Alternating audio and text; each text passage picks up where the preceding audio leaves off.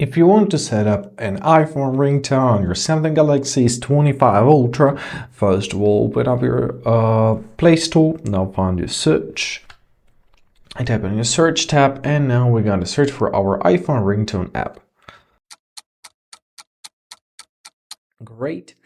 Now install any application which you will find suitable. For example, this one. Now let's press open. Press allow. So here you'll see your iPhone ringtones, for example this one.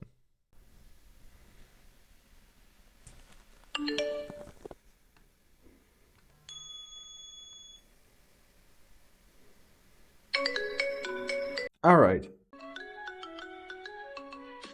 this one is great. Let's choose this one.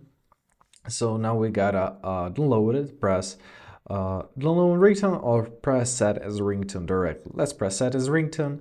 Let's tap set as a color ringtone. Now press allow permission, go back, press this again. So now let's go back to our settings and let's check if the ringtone was set. Let's press on sound and vibration, and as we see, our ringtone, our 13 Taki Taki BGM, is set.